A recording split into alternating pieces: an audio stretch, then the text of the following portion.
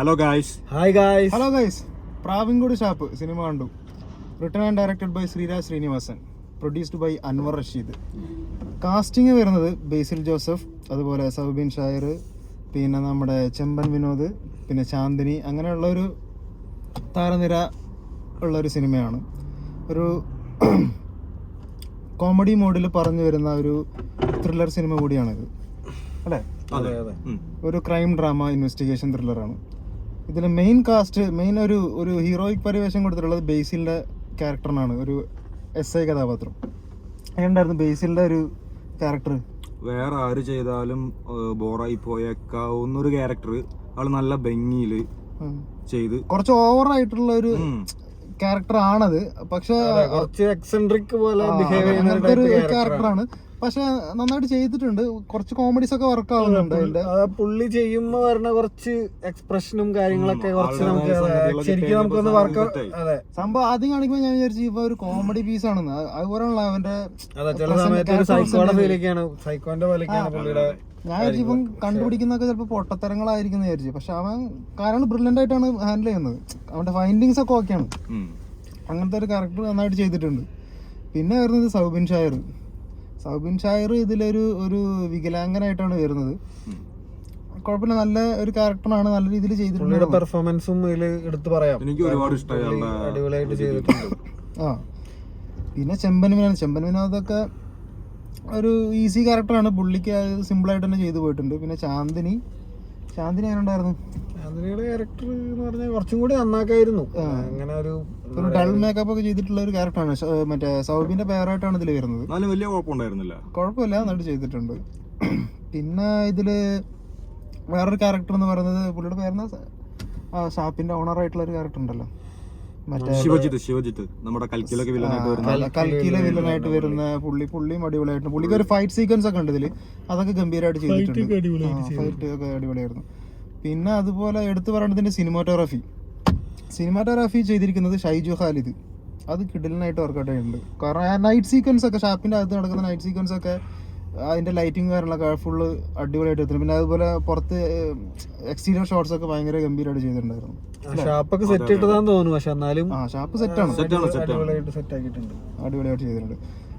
പിന്നെ ഇതില് story wise നോക്കുമ്പോൾ ഒരു ഇൻവെസ്റ്റിഗേഷൻ പോകുന്നുണ്ട്. ഒരു സംഭവം സ്റ്റാർട്ടിങ്ങിൽ വരുന്നത് ഈ പറയുന്ന പ്രാവിൻകുടി ഷാപ്പില് ഒരു മർഡറാണോ സൂയിസൈഡാണോ അറിയില്ല, ഒരു ഹാങ് ചെയ്തിട്ട് ഒരാൾ. അപ്പോൾ അതിൻ്റെ അന്വേഷണമാണ് ഈ സിനിമ പറയുന്നത്. ഭയങ്കര രസമായിട്ട് കൊണ്ടുപോയിട്ടുണ്ട്. മറ്റേ നമ്മുടെ ബേസിൽ ജോസഫാണ് പോലീസ് കഥാപാത്രമായിട്ട് വരുന്നത്, ഇൻവെസ്റ്റിഗേഷനൊക്കെ ആയിട്ട്. ആൾ ഭയങ്കര ബ്രില്യൻ്റ് ആയിട്ടുള്ള ഒരു ക്യാരക്ടറായിട്ടാണ് വരുന്നത്. എന്നാൽ കുറച്ച് അവിടെ ഇവിടെയൊക്കെ കോമഡി ആയിട്ട് നല്ല രീതിയിൽ അത് അടിപൊളിയായിട്ട് കാര്യമായിട്ടുണ്ട്. ഫസ്റ്റ് ഹാഫിനേക്കാളും എനിക്ക് കമ്പാരിറ്റീവ്ലി സെക്കൻഡ് ഹാഫ് അടിപൊളിയായിട്ട് തോന്നി. കുറച്ചും കൂടി ത്രില്ലിംഗ് എലമെന്റ്സ് ഒക്കെ വന്നിട്ട് ഭയങ്കര എൻഗേജിംഗ് ആയിട്ട് അങ്ങോട്ട് കയറിപ്പോയി. അതെ, ഫസ്റ്റ് ഹാഫും കുഴപ്പമൊന്നുമില്ല, ചെറിയ രീതിയിലുള്ള കോമഡികൾ അവിടെ ഇവിടെയൊക്കെ ഉണ്ട്.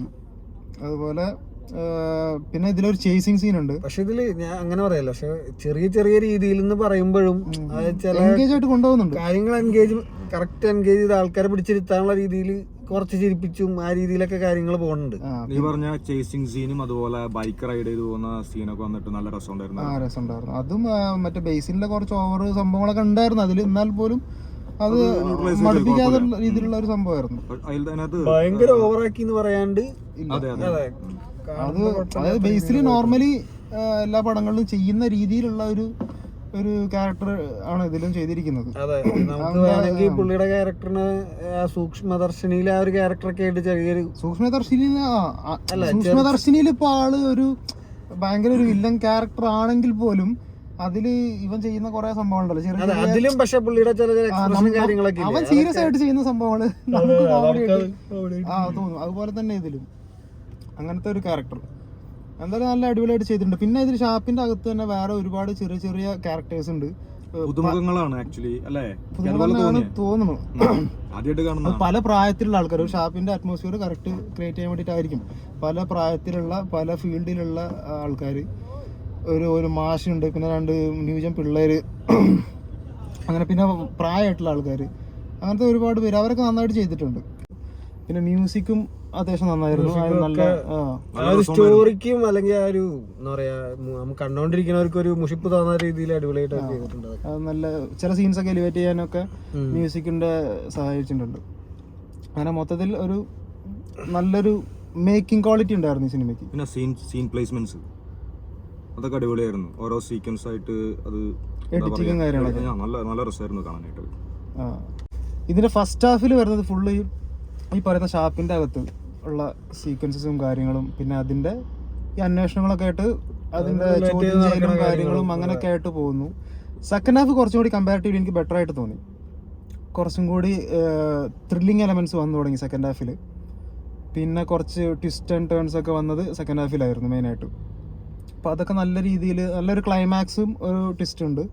മൊത്തത്തിൽ ഒരു അടിപൊളി പടമായിട്ടാണ് എനിക്ക് ഫീൽ ചെയ്തത്. എനിക്ക് ഭയങ്കരമായിട്ട് ഇഷ്ടപ്പെട്ടു. പിന്നെ എടുത്ത ലൊക്കേഷൻസും അതുപോലെ തന്നെ ഫ്രെയിംസും ലൊക്കേഷൻസ് ഒക്കെ അടിപൊളിയായിരുന്നു. അതായത് സിനിമാറ്റോഗ്രാഫി ഷൈജുകാരി നന്നായിട്ട് അത് യൂസ് ചെയ്തിട്ടുണ്ട്. അതിൻ്റെ നേച്ചറും കാര്യങ്ങളും ആണെങ്കിലും പിന്നെ ഈ ഷാപ്പിൻ്റെ അകത്തുള്ള സീൻസും നൈറ്റ് സീക്വൻസസ് ആണ് കൂടുതൽ. അതൊക്കെ നല്ല ഗംഭീരമായിട്ട് ചെയ്തിട്ടുണ്ട്.